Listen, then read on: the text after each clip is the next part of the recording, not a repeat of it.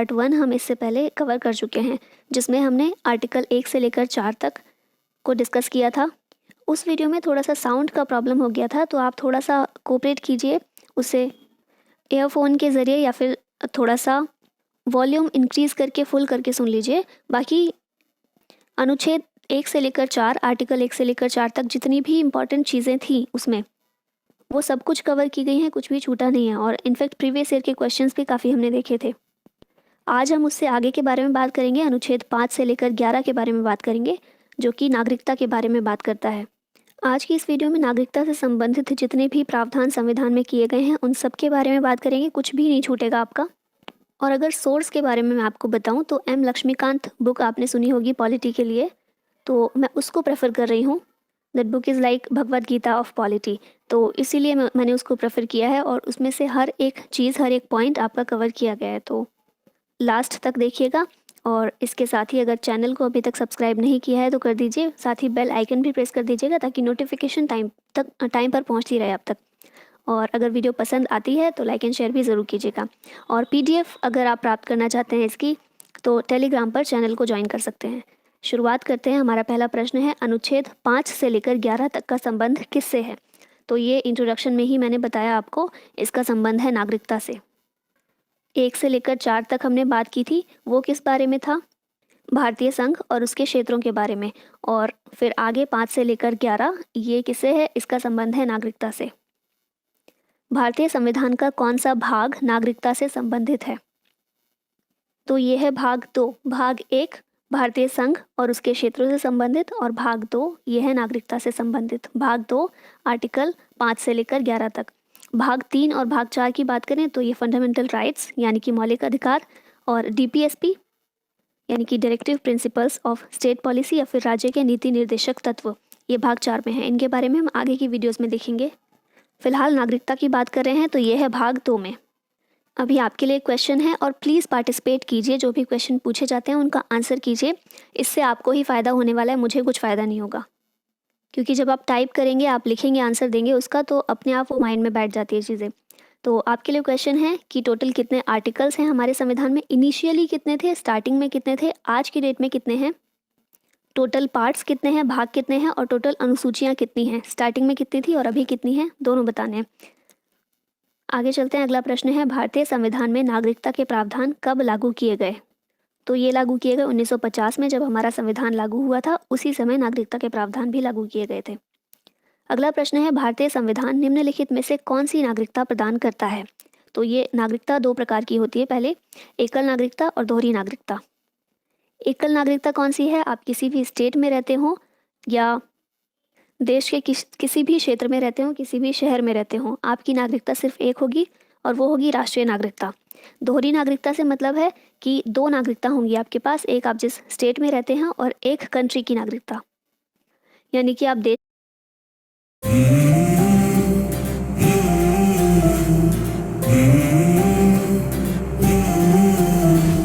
Number 1 मेरा India, जीतना है अब नागरिक भी कहलाएंगे और जिस राज्य में रहते हैं उसके नागरिक भी कहलाएंगे।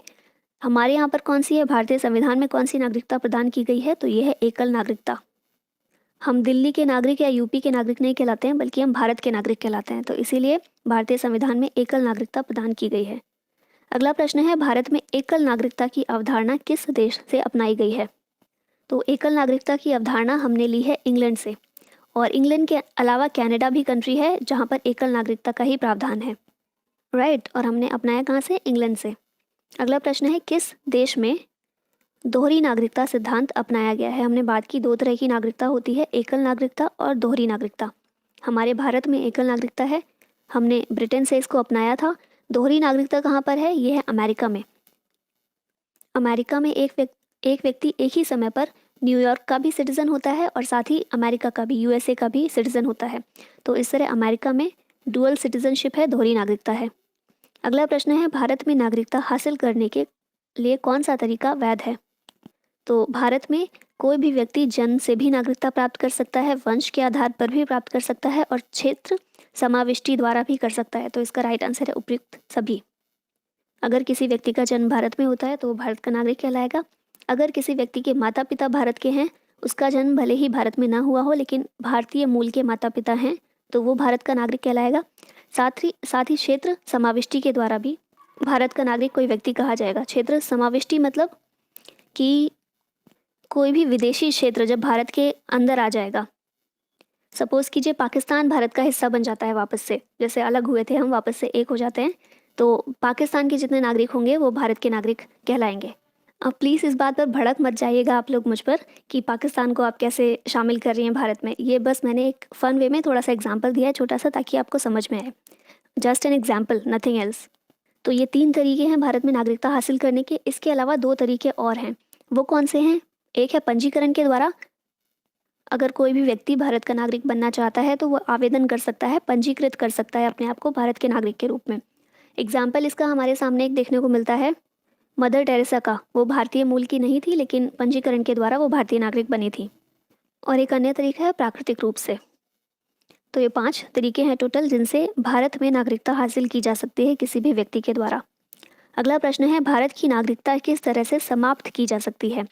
तो ये तीनों ही ऑप्शन सही हैं, स्वैच्छिक त्याग से, बर्खास्तगी द्वारा या फिर नागरिकता से वंचित करके। अगर कोई व्यक्ति खुद से त्याग कर देता है भारतीय नागरिकता का और किसी और देश की नागरिकता ग्रहण कर लेता है तो समाप्त हो जाएगी। इसके अलावा बर्खास्तगी के द्वारा अगर कोई व्यक्ति किसी और देश का नागरिक बन जाता है तो स्वतः ही समाप्त हो जाएगी। हमारे देश से मतलब भारत से उसकी नागरिकता स्वतः ही समाप्त हो जाएगी, खुद ही समाप्त हो जाएगी अपने आप ही। और तीसरा है तरीका नागरिकता से वंचित करके। इसके अंदर बहुत सी चीज़ें आ जाती हैं, जैसे कि किसी ने फर्जी तरीके से नागरिकता प्राप्त की हो तो उसे वंचित किया जा सकता है, या फिर कोई नागरिक अगर संविधान के प्रति अनादर दिखाता है तो उसे नागरिकता से वंचित किया जा सकता है।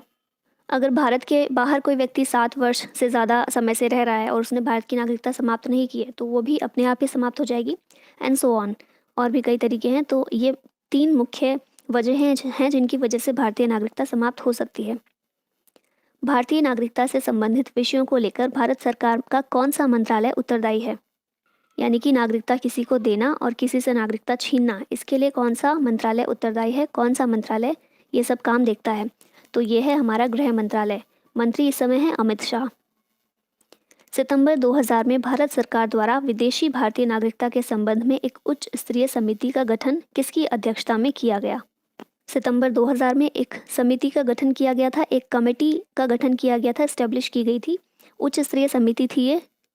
और इसका काम क्या था कि कोई भी विदेशी भारतीय नागरिकता के संबंध में देखना, कोई भी विदेशी भारतीय है, कोई ऐसा भारतीय जो विदेशों में रह रहा है, उसको नागरिकता दी जानी चाहिए या नहीं, इस संबंध में विचार करना और इस संबंध में अपनी सिफारिशें देना इस समिति का काम था। और इसके अध्यक्ष थे LM सिंघवी। ये समिति गठित की गई थी 2000 में। इसने अपनी रिपोर्ट कब सौंपी? 2002 में। प्रवासी भारतीय नागरिक किसे कहते हैं? अभी इससे पहले वाले क्वेश्चन पर विचार कीजिए एक बार। हम यहाँ बात कर रहे हैं प्रवासी भारतीय नागरिक की। प्रवासी भारतीय नागरिक से संबंधित जो कमेटी गठित की गई थी वो कब गठित की गई थी? 2000 में, राइट। और यहाँ जो ऑप्शंस दिए हैं इन्हें अब ध्यान से पढ़िए। ये ऑप्शन में बात कर रहा है 1955 की, ये ऑप्शन में बात कर रहा है 1950 की, जबकि प्रवासी भारतीयों से संबंधित कमेटी गठित की गई थी 2000 में। अनुशंसा दी थी इसने 2002 में अपनी। तो इस तरह से ये दोनों ऑप्शन तो गलत हो जाते हैं इस तरह से।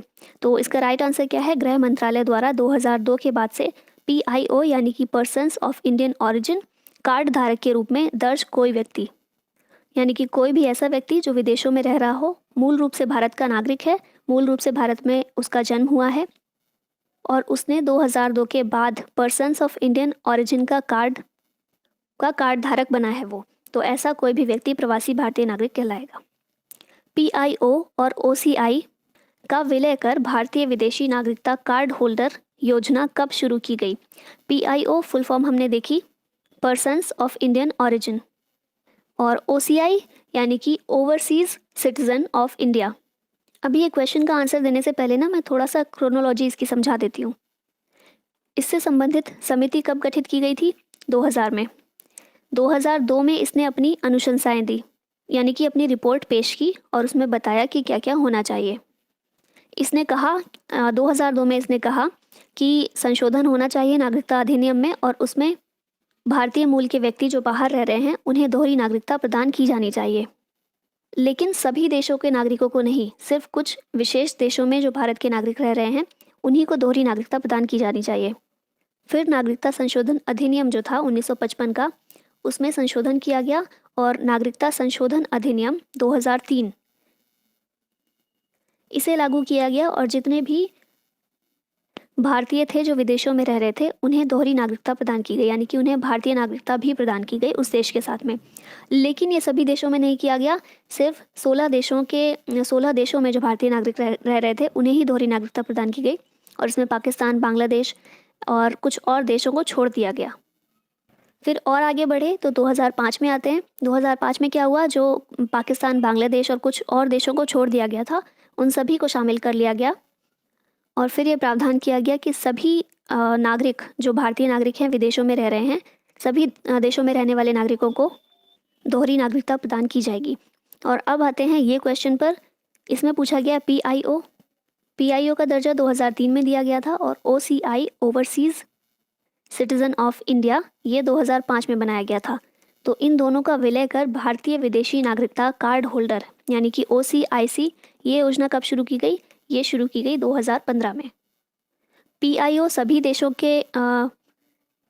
देशों में रहने वाले भारतीय नागरिकों के लिए नहीं था, ओसीआई सभी देशों में रहने वाले भारतीय नागरिकों के लिए था।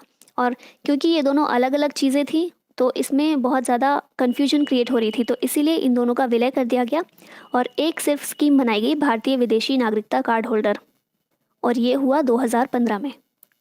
आई होप समझ में आया होगा। कन्फ्यूजन लगे तो एक बार वापस इसको सुन लीजिएगा। आगे चलते हैं। अगला प्रश्न है, नागरिकता प्राप्त करने के लिए शर्तें निर्धारित करने वाला सक्षम निकाय कौन सा है? तो नागरिकता की शर्तें जो निर्धारित करता है वो निकाय है संसद। संसद तय करता है कि नागरिकता प्रदान करने के लिए क्या क्या शर्तें रहनी चाहिए।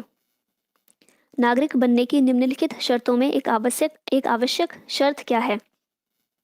तो ये क्वेश्चन का आंसर तो आप कॉमन सेंस से दे सकते हैं। उच्च परिवार की सदस्यता नहीं चाहिए, उच्च जाति की सदस्यता नहीं चाहिए, किसी धर्म की सदस्यता नहीं चाहिए, बल्कि चाहिए तो सिर्फ राज्य की सदस्यता चाहिए। अगला प्रश्न है, किस अनुच्छेद के अंतर्गत कहा गया है कि व्यक्ति जो भारत का मूल निवासी हो भारत का नागरिक है? अब हम बात कर रहे हैं, हम सभी अनुच्छेदों को कवर करेंगे 5 से लेकर 11 तक। और अभी हम बात करें ऐसा कौन सा अनुच्छेद है जो कहता है कि जो कोई भी व्यक्ति जो भारत का मूल निवासी हो वो भारत का नागरिक है। तो ये है अनुच्छेद 5। अनुच्छेद 5 के अंतर्गत कोई भी व्यक्ति जो भारत का मूल निवासी हो वो भारत का नागरिक है। जो जन्म से लेकर अभी तक भारत में रह रहा है वो भारत का नागरिक है। हम में से अधिकतर लोग इसी अनुच्छेद के अंतर्गत भारत के नागरिक हैं, क्योंकि हमारा जन्म भारत में हुआ। हमने कोई अलग से आवेदन नहीं किया था भारत का नागरिक बनने के लिए, बल्कि जब से जन्म हुआ है तब से हम भारत के नागरिक ही कहला रहे हैं।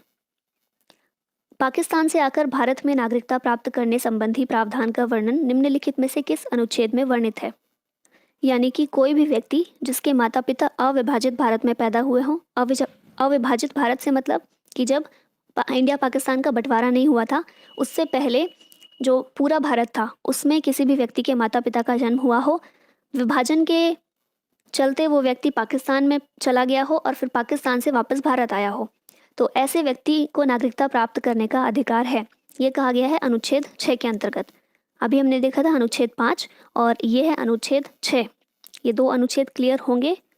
आगे, वह व्यक्ति जो पाकिस्तान स्थानांतरित हुआ हो लेकिन बाद में लौट आया हो भारत का नागरिक बन सकता है। ये किस अनुच्छेद के अंतर्गत कहा गया है? तो ये कहा गया है अनुच्छेद 7 के अंतर्गत। अनुच्छेद 6 और 7 में आप थोड़े से कंफ्यूज हो सकते हैं। उसमें भी ये कहा गया है कि पाकिस्तान से भारत आया हो, लेकिन यहाँ पर थोड़ा सा ये डिफरेंस है।